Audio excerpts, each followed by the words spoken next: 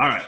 So to start then, if you're ready, Yes. um, I think we'll take a minute then to sort of sit back, close our eyes, think about what kind of space you're in right now. All of the physical sensations you can feel, like the chair and your environment around you, and how that sort of affects the way you feel and think in this moment, in this very horribly awkward moment where we're role playing counseling.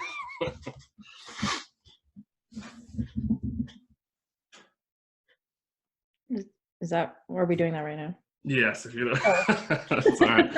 Yeah, that's a start. I'm trying to, the goal is to sort of like bring you into the present moment, Okay. and then we can try to like, we'll think about what we want to work on from that point. That's all right. Okay. I will do the same.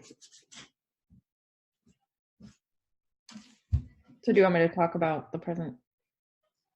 How I feel in this space in the present? Yeah, sure. Okay. Well, it's actually good because I cleaned my apartment yesterday. Mm-hmm. And normally it's a disaster, and that causes me anxiety because I always I always think about really, really cleaning it. And it's not like it's like dirty. It's just like clothes everywhere pretty much.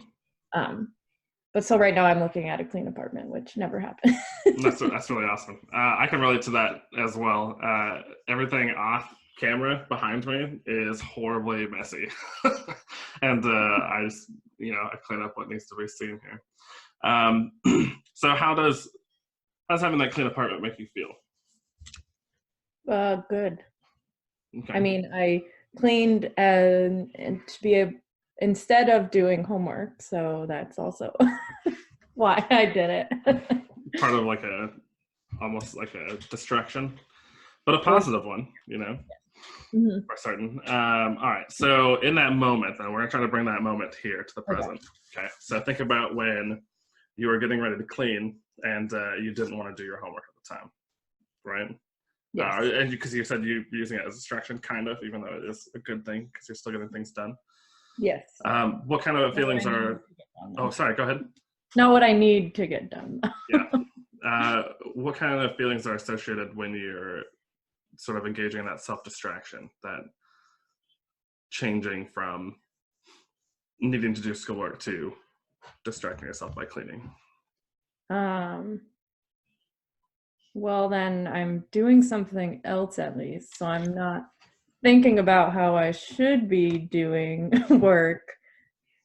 Because even when I'm procrastinating, I still am constantly thinking about what I'm going to do. Mm-hmm. And then I usually like build it up in my mind as to how much work it's going to be. And then I just push it off more. But then when I actually end up doing it, it doesn't end up being that bad. Right. It's sort of like a cycle of procrastination, I always called it, because it's very rewarding to get all of the last minute work done last second. And you're like, I did it, and I did it right. And it totally worked out for me. So that's how I've always viewed procrastination. I hope that I did it right. Yes. But I have always found that, with that sort of like procrastinating and pushing off work, that I have a lot of anxiety throughout the day, even when I'm engaging in, sort of self-distracting measures, positive or negative. So what does that anxiety feel like for you? I just think that in my mind, I think that I'm not going to leave myself enough time to do it. And then it's not going to be to the best of my ability. But even though I do know that it probably will be. Right. So I noticed that you were smiling about it. Is it particularly interesting or funny, like the anxiety feeling? Because I sort of combat a lot of my anxiety with, like comedy or happy feelings as well. But yeah, I just smile, which is smile. Which is what I do a lot in class, and then he calls on me. Yeah, I've had that a couple times as well. I'm smiling because I don't know what to say, and then you say something. Prep for the answer. I've heard that as well. Yeah, definitely. So you said there's an upcoming assignment that you're working on Yeah, that you've been avoiding as well, right? correct. So in trying to bring that here to this moment as well, if you can try to think about the amount of work that you have to do for it and when it's due, and try to hone in on that feeling. You said it was anxiety, right? You said you feel a certain amount of Hmm. anxiety. So try to focus on that feeling for like 15, 30 seconds. That's all right.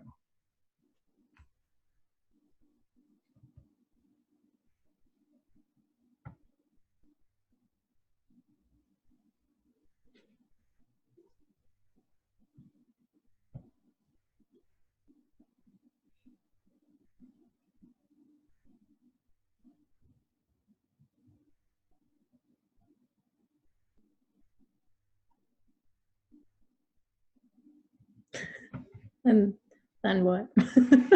Um, where do you think anxiety manifests itself in your physical person? Do you feel it anywhere in particular? um, I've never thought about that. No, it's not like in my like I feel like a lot of people get it in their stomach, Mm-hmm. but that does not it does not affect my stomach. I think it's mainly like in it just I don't know that I have any like physical sensations. It's more just in my mind. Yeah, I understand that. I found, and recently only through this week, because I did the same thing where I didn't really kind of hone in on how it affects my person as well. But I found that I get flushed and really warm whenever I get super anxious. I'm thinking about that anxiety, so I sort of I'll engage in those coping mechanisms and distractions to sort of like shift away from that really uncomfortable, like warm flush feeling. Uh, if that makes sense. She works directly with me. And so the second day that I was there, she had already told me like literally everything about her. So she has no verbal boundaries at all. Mm-hmm. Um, and I have like massive boundaries. So Right. it's a very like separate situation. And then she's the type of person too who will like irritate like she does things that irritate everyone. You can always tell that like she doesn't get invited to meetings because she's going to take over the meeting and Mm-hmm. just talk about herself.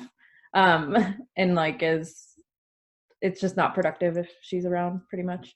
But then you'll like try to get her to stop and then she makes you feel bad about it. Mm-hmm. She's one of those types of person. I gotcha. Yeah. I feel like we all at least run into one of those throughout our lifetime, Yes. Definitely.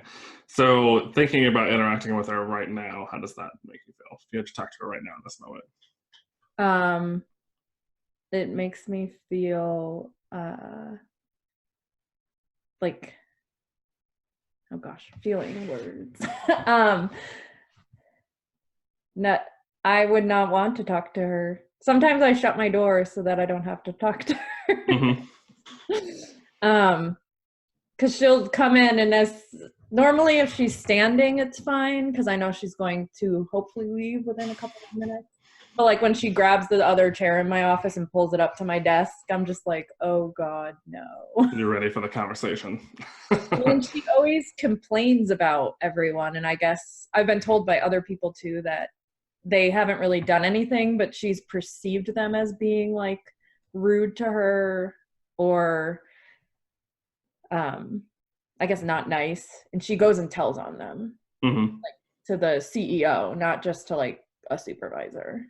Gotcha. So Yeah. right up to the top. I mean, there's Yeah. no no reporting here. So I guess she causes there's it's kind of like a dread, if that's a feeling. Yeah, Like definitely is a feeling. dreading her being around. All right. So, what does dread feel like to you? I know I asked that earlier about anxiety, but um that I basically know it's going to happen at some point and I really don't want it to. okay. What about physically? Do you have any sort of physical things going on That, with it? I think dread affects my like stomach. It's like the I don't know how to describe it, but it's just like a bad feeling. Mm-hmm. Oh, yes. Yes. Do you find yourself confronting her at work at all, or do you, how do you No. interact when she swings by, I guess? Usually I will keep working while she keeps talking, and she like I I don't really like engage her in an attempt. I don't like tell her to go away or to stop, because then I don't want to deal with her reaction to that, which will be trying to make me feel bad Mm-hmm. for telling her to go away. um, so I just listen to her, but I don't engage her in hopes that she'll like realize I'm not interested in Mm-hmm. listening to her. But she never realizes that. So like one thing, like at the end of the day, like normally I would say bye to my coworkers, but I learned very quickly on at the beginning that if that is when I want to leave and I say bye to her, it's going to be like 30 minutes. Like you can't, like, even if I'm just in her door and then I'll try to like leave, she'll like follow you. Mm-hmm. Keep talking. Yeah, that's definitely fair. I've had a lot of experience with that, and I even for a long time I had trouble, setting firm boundaries for myself when other people were talking to me. And I still do, because I try to be polite and you know listen to whatever issues people have going on. But and you said that usually when you see her, you feel that like sense of dread, right? Yeah. That you're going to be in for this long haul conversation, or at least listening to complaints Yeah. about coworkers and all of these other things. Has there been anything that you wish you said to your coworker, or tried to do differently, or wanted to do differently, I should say? I wish there was some way I could get her to go away. I don't know what I would say. um, and I guess maybe I haven't ever actually just told her to go away, so maybe she wouldn't. No, well, maybe she wouldn't react in the way I'm thinking, but Mm-hmm. I'm pretty sure she would. All right. As I say, you seem to be pausing a little bit when you're thinking about the way she might react. So is that the first time that you had thought about the way she might react if you had just told her to go away? Or Oh no, I think about it all the time. okay. And that's why I don't say anything. Because mainly because I don't want her to, because it's her perception of however I say it. And usually if I were to tell her to go away, she would have gotten me very irritated, I guess. Mm-hmm. That I probably wouldn't say it in a nice way. So then she probably would go tell on me. I gotcha. All right. Well, then, if it's all right with you, we will try one experiment now. And if you don't feel comfortable with it, Okay. you can always say. And if you don't want it to be shown, that is also fine. But it's basically a variation of that sort of empty chair thing, if you read about that at all. Mm-hmm. Where if you're able to and can, you'll try to experiment with a different behavior with this coworker, where you're going to play both roles. One is yourself, trying to tell her to go away or whatever you feel like you want to say to her. And then the other one is going to be from her perspective, the way you think she would react.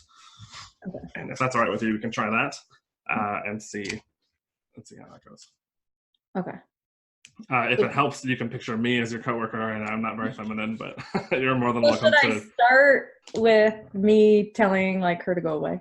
Yeah, sure. If that is what you think that you would like to say to her. And I'll do it in not in a nice way, if I'm not how I would like to do it. Sure. This is a Right? very non-judgmental thing. This is the perfect place to try it out, Okay. So, and this is how I imagine it would go, or how I would like it to go. So we're gonna try to bring it to the here and now and make it this reality, if that makes sense. So How it will happen. What's that? How it will happen. Right. But part of Gestalt is to not think about the future, because that's not bringing it into this present moment, which I know is a super weird distinction. In the chair right now. Okay. Yeah. So I would Am I like actually talking, or can I Yeah, start? you're in this case you'd be actually talking to her, so you'll be addressing Okay. her. Yeah. So right now I have a lot of work I need to concentrate on, so I don't know what I would say. I don't know how to tell someone to go away without it sounding bad. Yeah, that's all right. Well, what is bad? What is bad to you? Any way of telling someone to go away. Okay. Well, luckily, you're in a situation where her feelings are not going to get hurt, depending on how rude or angry you say it. So you're more than welcome to be as mean as possible, and just Yes. see how it works out. Okay. Um, now I forgot how I started it. So I have a lot of work I have to do right now and really concentrate on. So if we could end this conversation for right now, that would be great. And and, what's that? and then be her. Yeah, if you can, try to think of the This way is she would how react to that. she would react. Oh, I'm sorry. I'm sorry. Did I do something wrong? Did I upset you? Oh my God, I'm so sorry. What can I do? And then she would just keep going on like that. Okay. Yeah. So, how when you're in that process, when you do tell her to go away, because that sounds like a very polite way of going about that. I was going to say we could continue this conversation later, but that's not really telling her to go away. That's just Right. putting it on for later. So when she's engaging in that, like, oh, I'm so sorry, I can go away if you want me to. In that moment, how does that make you feel? Like trapped. Trapped. Can you describe that? So if I tell her that I want her to go away, she's gonna keep doing that. But if I tell her no, like I'm not upset, it's fine, then she'll keep talking. Right, which is obviously not the Not what I'm goal that you want. Yeah. All right. So following that discussion at that point, do you just let it go and let her talk until she's gone? Or I guess once she starts saying, oh, I guess, you just want me to go away, I can go away. What is the next step that you take? She usually will keep saying that and then like leave, but like kind of storm off. Like I've upset her. And then I feel bad. Don't feel bad. What do you mean by feel bad? My hair's all messed up. Sorry. That I've upset her, even though I know that I didn't actually do anything wrong. All right. And that it's really her problem. Okay. Is there, a different way that you'd like to try to get her to go away at that time? Or this is the time to experiment. You never know. I could call myself from my cell phone on my office phone. You could do that. That would be very elaborate for sure. All right, we'll try that. Go ahead. Because when the phone rings, she like leaves and shuts my door. So I can just hope someone got the desired result there. Well, I mean that sense of dread, is that something that you don't mind living with, I guess, when you're working? Is it something that you can bump over, or is it something that you're wanting to change?